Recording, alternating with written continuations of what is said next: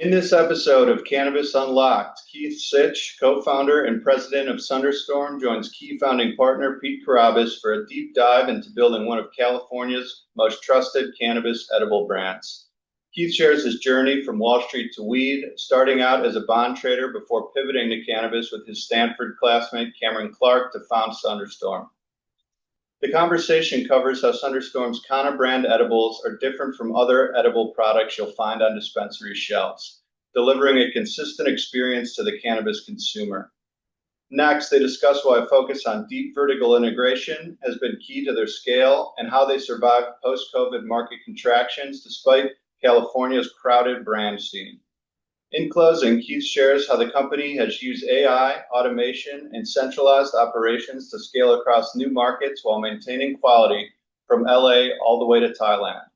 Please enjoy the episode.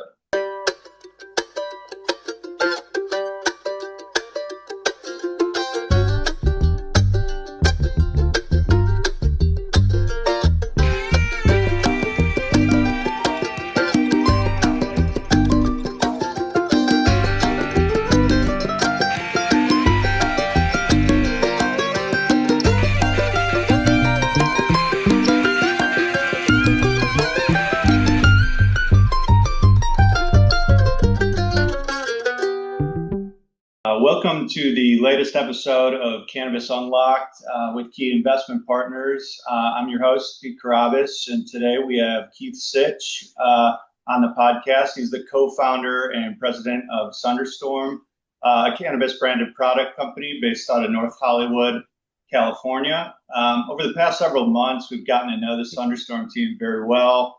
I've been very impressed by the business. I thought it would be great to bring Keith on the podcast.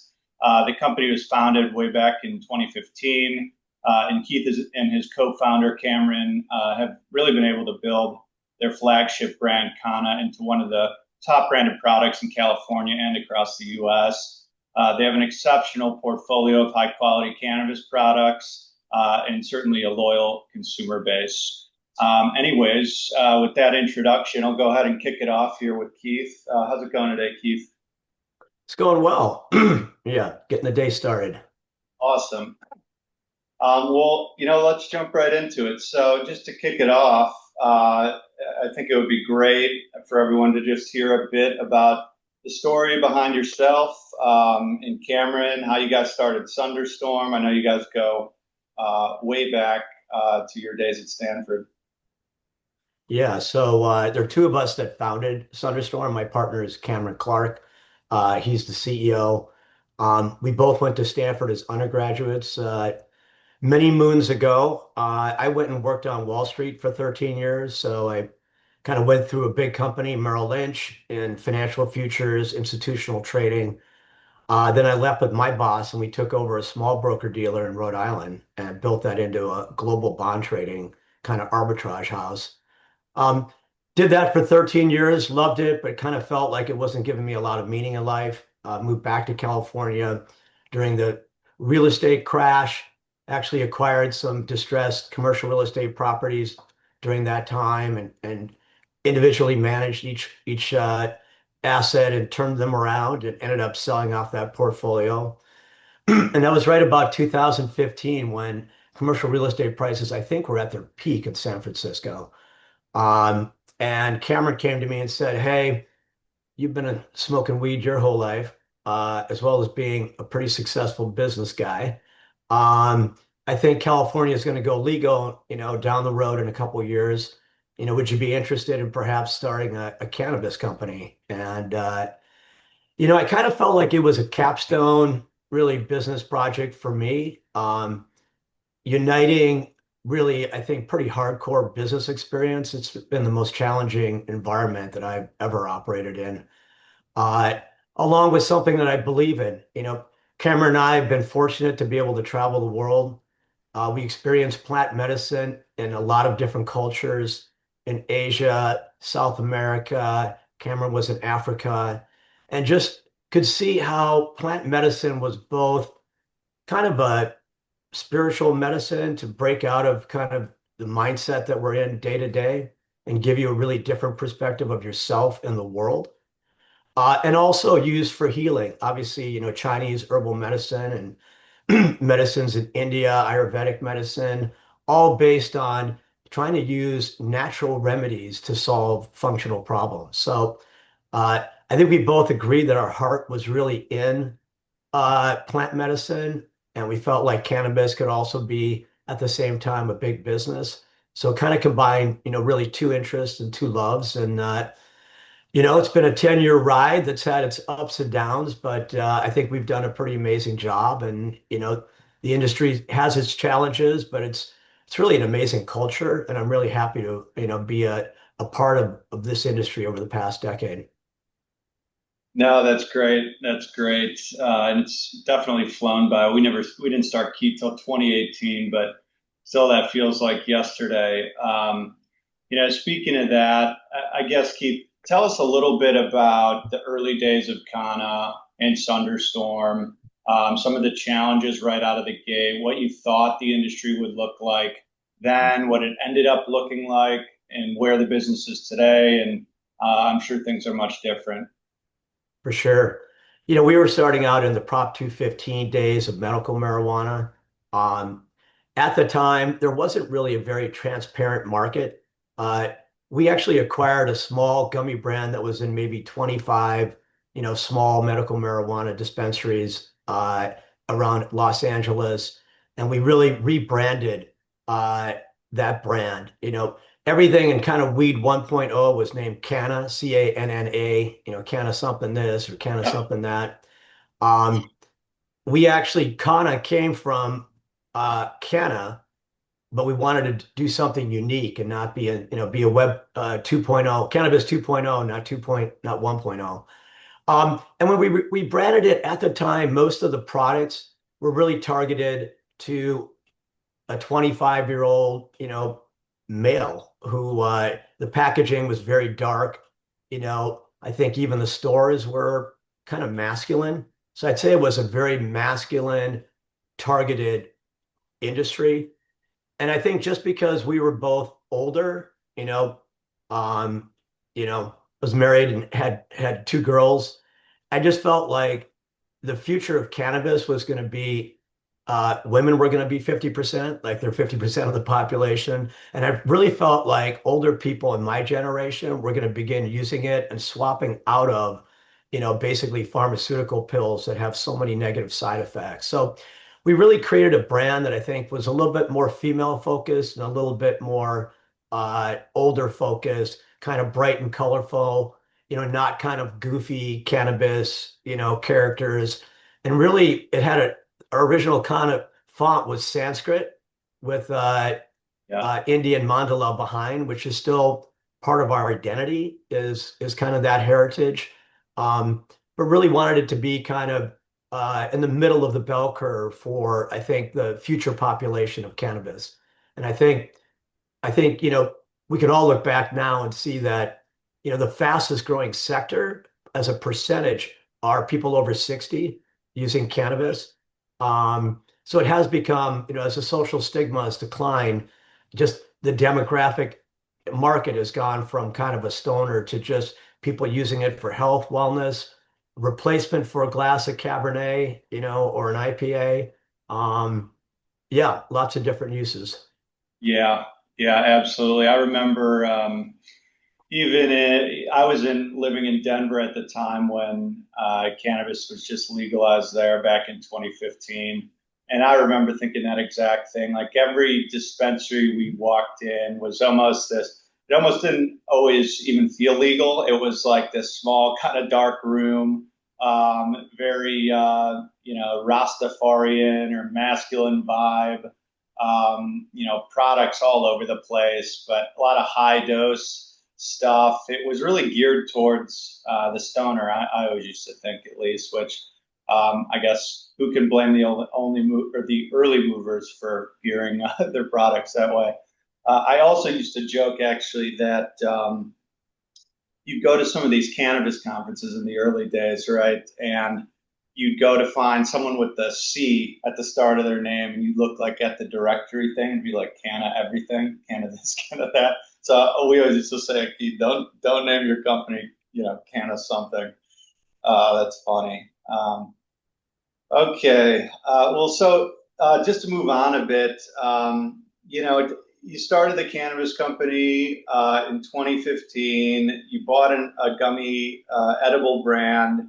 Why'd you choose edibles over all the other products? There's a ton of form factors out there. Obviously, flower and pre-rolls are a big percentage of what's out there. How did you land on edibles as kind of the path you guys wanted to go down? Yeah. First, there was already a 25 to 50-year history of cultivation. Amazing, cultivators that have grown. And we felt like that wasn't really our skill set. Um, we felt like extraction would be a commodity, would be really large scale extraction. It wasn't going to be small scale. And that's proven to be true, as you fast forward into kind of today's world. Um, and with in terms of we felt like looking at the liquor market, I think most of the value is in the brands. Um, Yeah. no one really cares where the wheat, or the corn comes, or the corn comes from, or the potatoes. Uh, and obviously, alcohol is sold in tens of thousands of little corner liquor stores as well as kind of the big, grocery retailers, and just felt like it was very going to be very hard to have a moat around retail in the long run, which is still, I think, something that we believe in. So I think felt like the branded product category was, if you can get it right, was going to be kind of the most interesting part of the food chain to be on, if you call it that. Honestly, edibles just fell into our lap. We ran into someone who was a good guy that that had started an edibles brand and wanted to get out. And he really educated us about the market and went around and helped us, figure out how to sell to these Prop 215 kind of dispensaries. So, he was just a great asset for us to kind of get us going. We figured over time, two Stanford guys would kind of figure things out. Just you needed to get started somewhere, and Right. then just get a lot of feedback from it. We also started self-distribution up front, and just felt like the early years of the industry, anytime you're touching your client, you get feedback. And the more feedback that would come to management, the better decisions we would make. And, you know, we've been pivoting, every month along the way for 10 years based on, how dynamic a nascent market like cannabis is.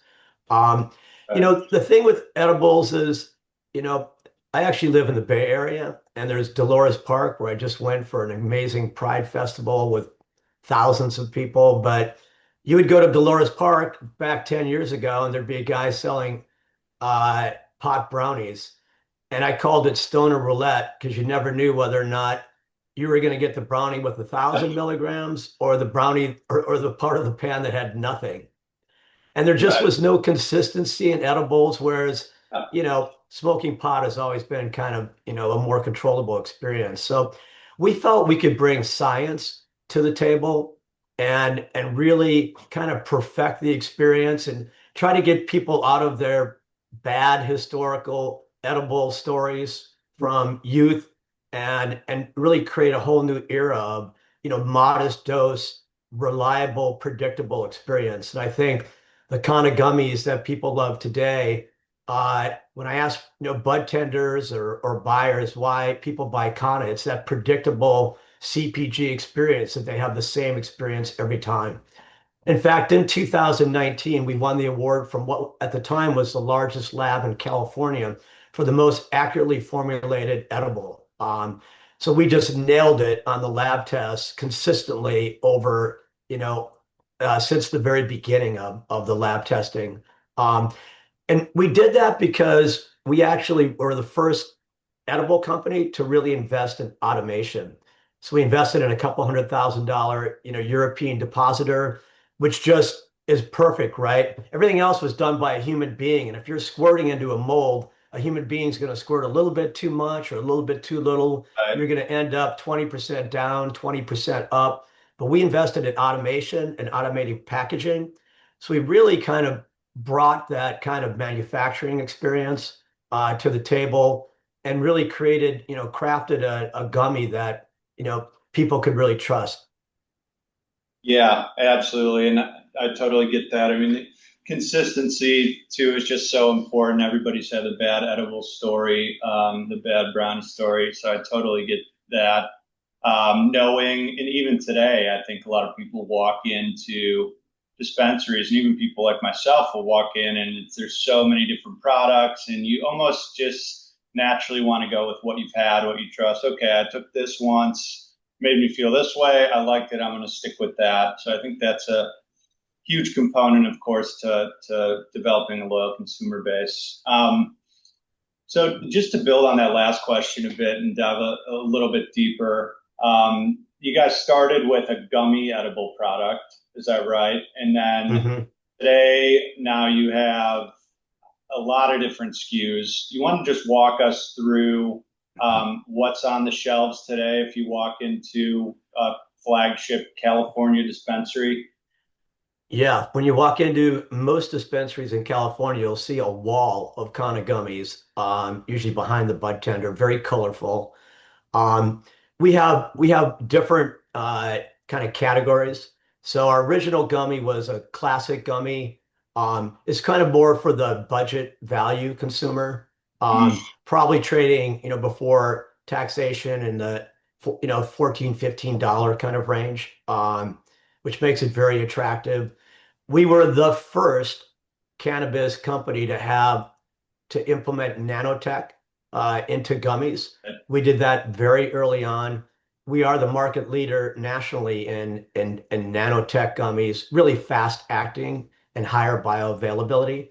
So my partner is very kind of sciencey. I'm more of the business guy, and it's been a good combination for us running this company. But uh, right now we use probably the only kind of truly lab tested at Harvard technology that goes into our nano gummies. And so it's really been proven to have rapid onset, at an institution like Harvard.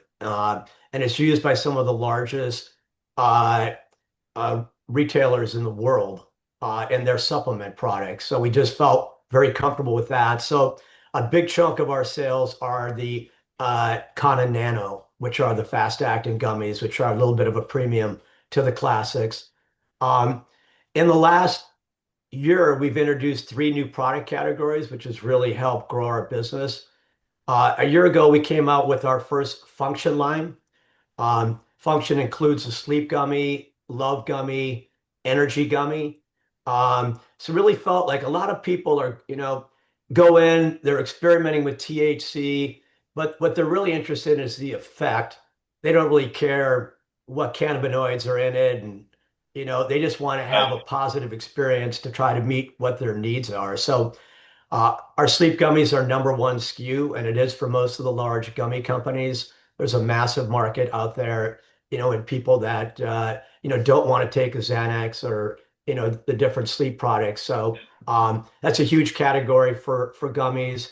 Honestly, our love and our energy products are doing terrific. So the whole function lineup is really unique and separates us from some of the our larger competition, which is not doing that to the same degree. At the beginning of this year, we came out with our first solventless oil into the gummies.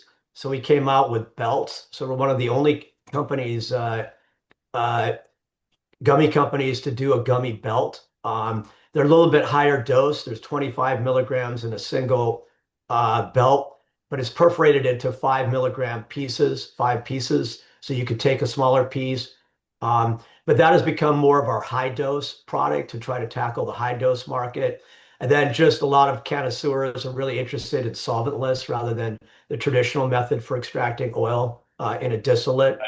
So the belts have really done well for us. And then I'm excited that right now we're launching our second solventless product lineup. It's three SKUs, and it's sour nano rosin gummies. So these are sours. They're actually vegan, so they're going to replace our current vegan line.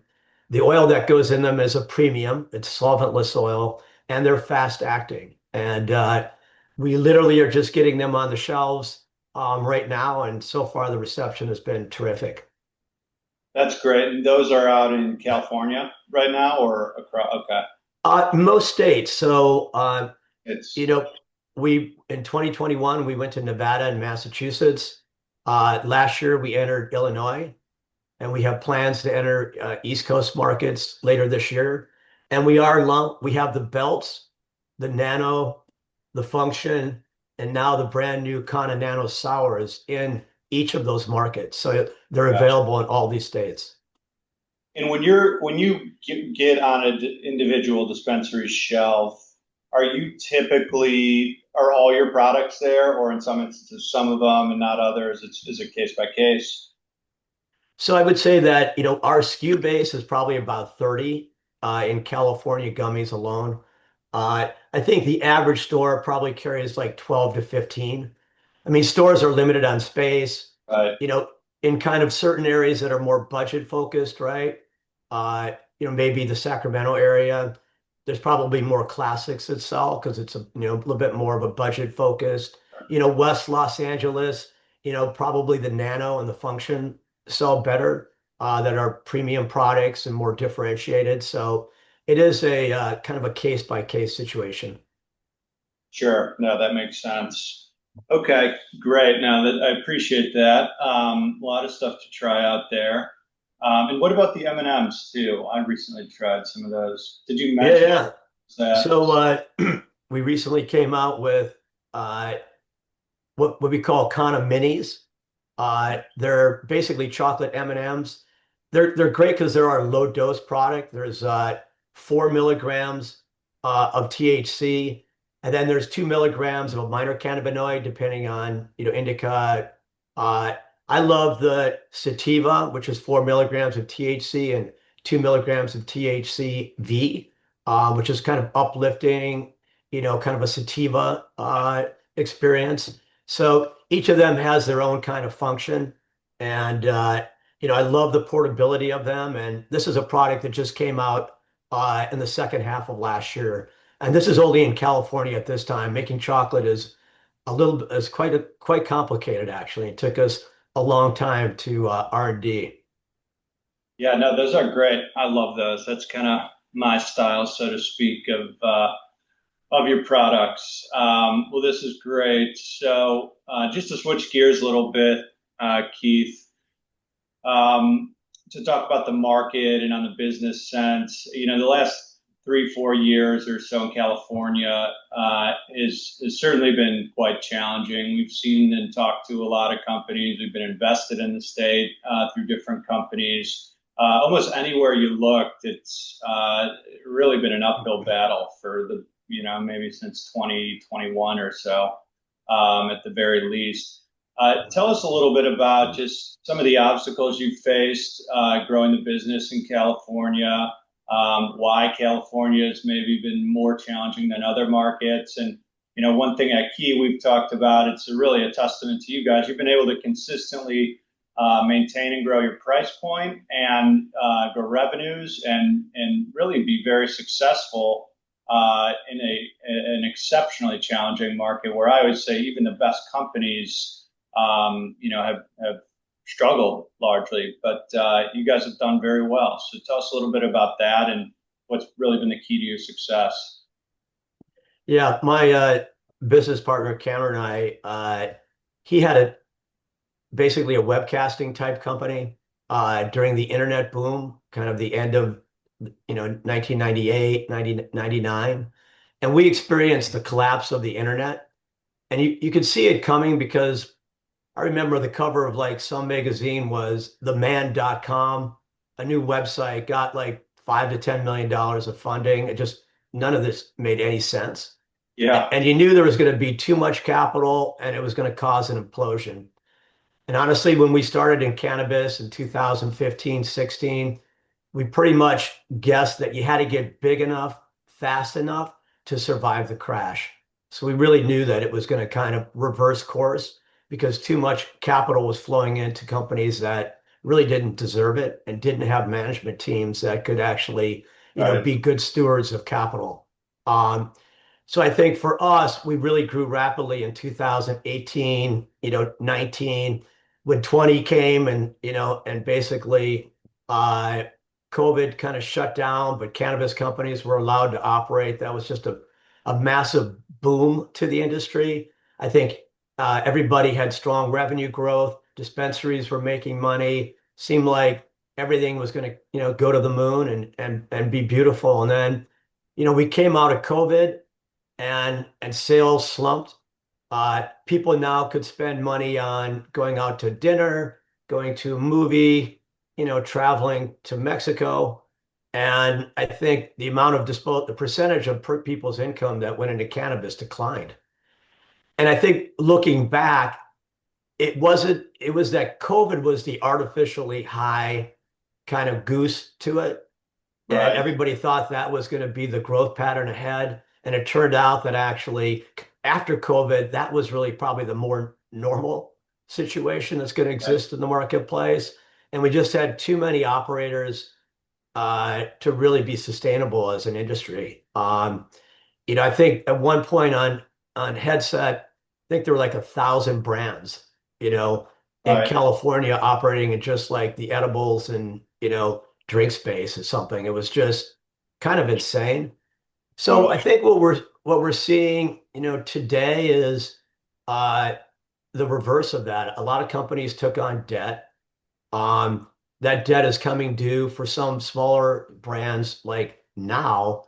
And now the debt holders are basically taking over the companies and trying to roll them into a bigger company that, hopefully down the future has the potential to have a payoff. And so, um, it is a time I think where this year ahead there's going to be a lot of M&A in the brand space.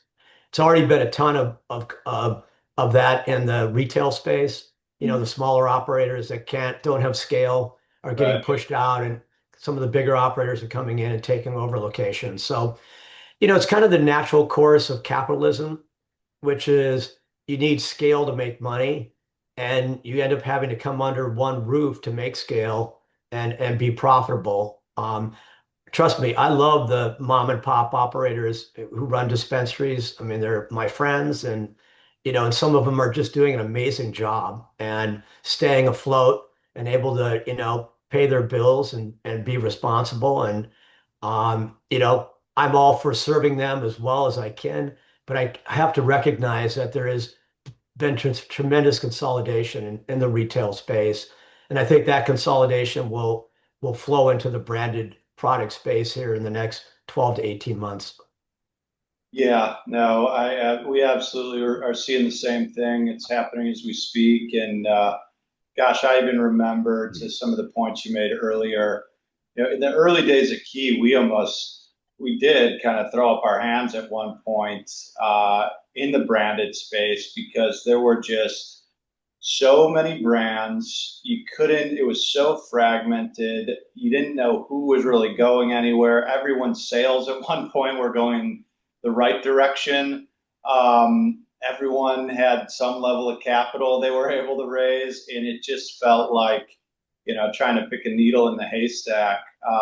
So no, it's not surprising. And then we ran into COVID. I always think back, right, to cannabis businesses were deemed essential businesses. That was such a big thing back then. And gosh, I don't even know what the industry would look like if that didn't happen. And then you had people at home, and then you had increased cannabis usage.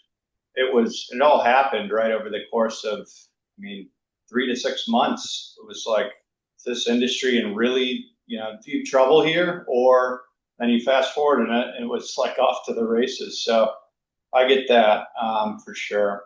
Um, I have a little story about the day of COVID. So it looked like they were going to actually, like they hadn't deemed it essential yet.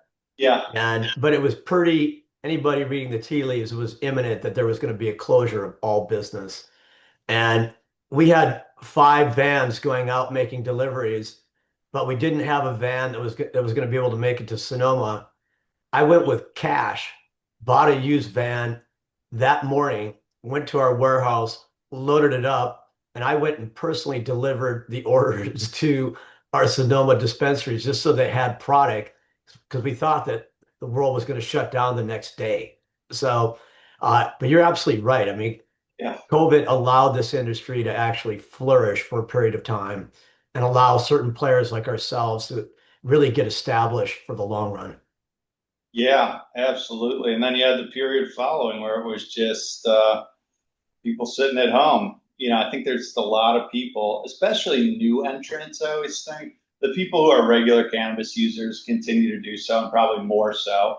But then you had people kind of sitting around who you're in this uncertain time really in your life, and you're stuck at home, and a lot of people are bored, and it's like, well, you're not going to drink wine and beer every night. I guess, why not try a little bit of cannabis? So interesting times to say the very least.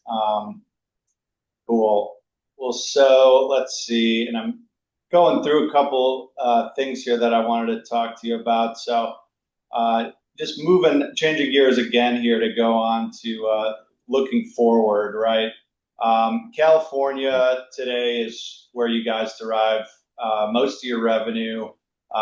That's where you're in the, what are you in, 400 stores in California? 800. 800? I always get that wrong by half for some reason. Um, Tell us about the other states that you guys are in, including, how do you pick the states? What have been challenges in those states? Hmm. Obviously, you have, a cannabis market as it's always existed, where you can't do business over state lines.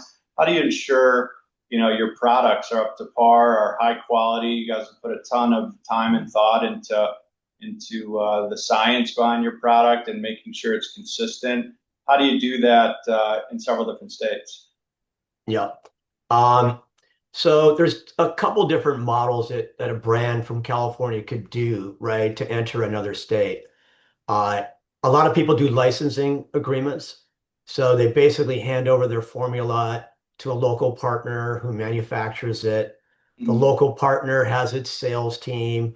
And basically, you know, uh, the success of that is going to be based on the partnership that you choose. Uh, we've chosen a different model. We basically do it all ourselves. So in each of these states, our people are manufacturing the product to our specs. So we know that it's the same quality in Illinois that's in California. We manage the sales teams because I think no one's going to sell your product better than your own people. We have, brand ambassadors, we call them field market reps, out in the field, running around to dispensaries, making sure that we're merchandising, our products well and, doing bud tender education about our products, et cetera. So we're, you know, if you're doing a licensing model, you could be in a lot of states because it's capital light, which is fantastic. But you may or may not go very deep in those states depending on your partner. We've opted to take a slightly more capital capex intensive strategy and go deep in the states that we're in. Uh, in Massachusetts, we were in there in 2021. We are, this past month, according to Hoodie, the number one gummy brand in Massachusetts. We have a fierce competition with Wild, Kiva, Wana, and all of us are kind of, have a chunk of market share in Massachusetts. So it's not like, uh, and the reality is every state we go in, you know, we're going to have three or four of the big players that we compete with in California, in these other states, and that's just the world that we live in a more mature branded market product. So for us to look at a state, it really has to be big enough to support, a business that can generate wholesale $5 million of wholesale revenue to really make the whole investment worthwhile and pay off. So Illinois is a big market. Massachusetts is a big, adult use market. We're taking a look at New Jersey, New York, which are, rec adult use markets. So I think having it be adult use is a is an absolute priority. Having the market and the population be big enough to support, a good market share for the three or four big gummy brands that are going to be in all Right. these markets, right? To pay off the upfront capex. Um, and we do have partners in these other states, so we don't get our own license. We typically operate in someone's licensed facility. And so we do have partners. And so far, knock on wood, we've chosen really solid, trustworthy partners in these other states. And we're super grateful for that. And we hope our track record on choosing good partners continues. Yeah, no, I've heard that's critical. Even if you're doing just a straight licensing model, of course, well, then you're going to have less control. But so you guys are going, you're finding a partner. You have someone from kind of out there. You're obviously in under their license. You're obviously then you have some of their real estate, some square footage to produce your products. But what that it's more capex intensive up front, but then your point is that you can really ensure that's really the only way you can ensure that you do have a consistent product, whether I buy it in Los Angeles or in downtown Chicago. Absolutely. And some brands have really run into problems with quality control Yeah, with their partners in these other states. And it's a massive setback when that happens. So, but for us, we feel we have the best quality gummy on the market, the most science that has gone into them of any of the major kind of gummy brands.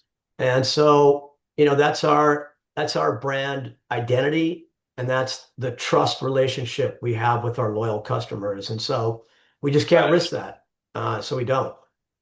right, exactly. And I feel like if you go into a new state market, you have, let's just call it a bad hiccup, you have bad product or inconsistent product, it's probably just very difficult to recover from that, especially when you're trying to get new customers and new loyal customers. I feel like a lot of, especially new entrants, but even consistent cannabis users, they try something once, they don't like it. The odds that they ever buy, I guess you could say that about a lot of things, but particularly with something psychoactive like cannabis, you kind of get one shot. And if it's not great, people are going to go for something else. There's a lot of other options. I think about Malcolm Gladwell's Blink, right? Which is that you've got what, 3 seconds, 7 seconds, or something to capture someone's attention. And absolutely right. If they open up a bag of Kahna gummies and they're just not good quality, you're done. Yeah, yeah, they're not. There's just too many other options available too. Yeah, exactly.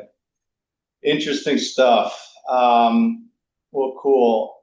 So just ticking down here. Uh, One other thing that you and I have talked about a good amount, and I've talked with Cameron about this too, which I think is really a differentiator for you guys as opposed to a lot of other companies, is uh, how you guys have prioritized your technology, automation, manufacturing, and I hear you have a phenomenal CRM system. Tell us a bit about. I think Cameron described it to me as Kahna's really set up Sunderstorm set up as a Ferrari now, and it's well functioning, and it just needs certain gasoline, and it's off to the races. Yeah. So I think that started really with the automation and the high-end production equipment to make the gummies. I mean, we have a packaging machine. We were I mean, at the time, these Canadian companies like Aurora had giant sums of capital. They bought a smaller machine than we did, and we were basically starting out. And we ended up bagging like, I don't know, 12 to 15 million bags of kind of gummies on this machine, in its history. So really to be efficient, right? Uh, and then what it came down to is we really wanted to understand the cost structure, the labor, the raw materials that Right. go in. So we set up all of our time clocks for hourly people to clock into a specific batch, whether they were making the gummies, to molding and sugaring the gummies, or packaging the gummies. Sure. That's how it kind of flows through, right? We basically could do exact cost accounting on our gummies. So we really understand our cost structure, and that allows us to price things. So we have a gross margin that allows us to make money, which is crucial. And we understand kind of what the cost category is in each of the different products so we can price them right. And we can also be efficient, right? We know if maybe there's too much labor, we can go back in and really kind of dissect the manufacturing process, and we have cut costs continually. in our 10-year history and continue to do that. So I think that was a crucial part. Um, we went on, like a really strong ERP system that could capture all of this information. It also is our accounting system, so it's an integrated ERP accounting system, so we can really understand our business efficiently. And I think, what Cameron's referring to is uh, that, our headquarters is in LA, and we could kind of manage all the remote locations from our headquarters with this information. We know exact inventory. We know what batches are on the schedule. We know what inventory is on the shelves. We know the inventory that's on our client shelves. Right. So, it's information that's king, and Cameron ran software companies for a decade or more. So you know, he's a leading software guy. Um, so he really kind of led this charge. And now that we have all this information and customer data as well, we've actually dropped it all into an AI machine.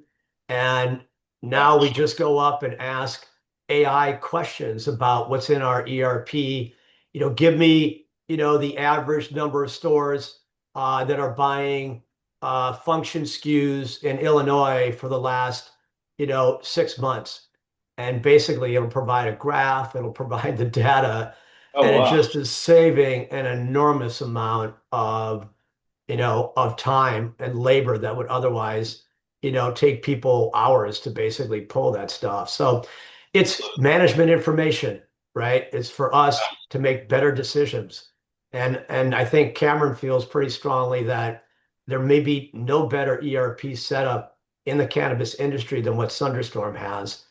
And to take it to another level, we actually opened up internationally in Thailand a year ago.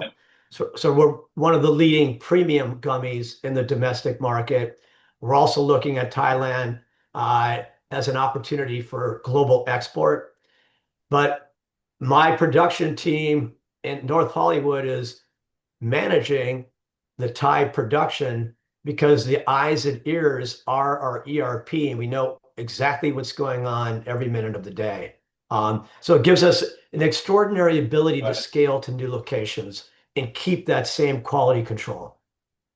Yeah, no, it sounds like it. And even operating across states in cannabis is hard, as we know. But that's right, with Thailand, I can't even imagine. That data is actually probably not a want, but a need in order just to function. So, wow, that's great. And that's interesting about the AI too. I didn't think I knew to that extent. You guys are really all over that, it seems. Awesome.